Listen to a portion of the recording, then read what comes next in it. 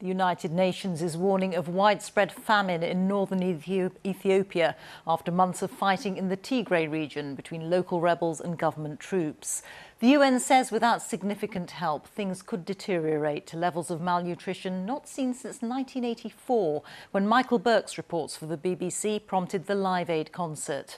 The situation has been made worse by the government limiting access to aid agencies to go into the Tigray region, leaving civilians trapped by the fighting without sufficient food and water supplies. Here's our Africa correspondent, Andrew Harding. The men with guns are bringing starvation once again to Ethiopia.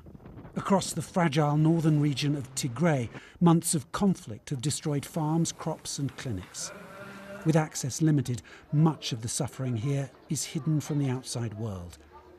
Fears of famine have been growing steadily, but today the UN told us that famine conditions have now arrived. Their farms have been destroyed, their harvest was destroyed, their bank accounts don't exist anymore. There's hundreds of thousands of people in famine conditions right now in Tigray. Dawn, and as the sun breaks through the piercing chill of night on the plain outside Korum, it lights up a biblical famine. It's 4 decades since this region experienced a famine that shook the world. Is history repeating itself? It is not unreasonable to worry about a rerun of 1984, Michael Burke reporting the death of a child or a person every 20 minutes.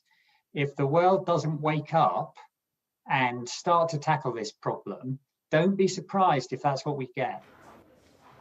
Ethiopia's government is resisting international calls for a ceasefire and says its war against Tigrayan rebels is nearly won.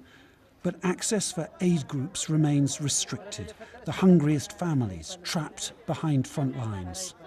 All of the checkpoints, the men with guns stopping aid vehicles and aid workers getting through, need to be told by their political masters to step back.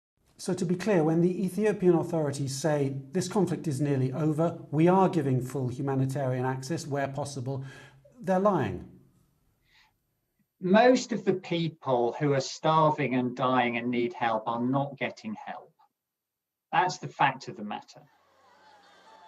Many people are on the move, some heading across the border into neighbouring Sudan.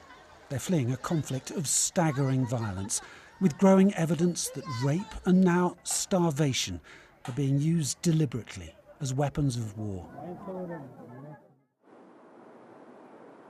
It is extraordinary, isn't it, Reeta, to think that Ethiopia, a country that's shown so much promise, its economy has grown so much in the past few decades, is suddenly on the brink of another man-made famine. The international community, I think, will ramp up pressure on the authorities to change the situation on the ground in the coming weeks, a ceasefire above all. But will the authorities in Addis Ababa pay any attention? Right now, they're saying the outside world is being belligerent and unhelpful. Thank you, Andrew. Andrew Harding reporting there.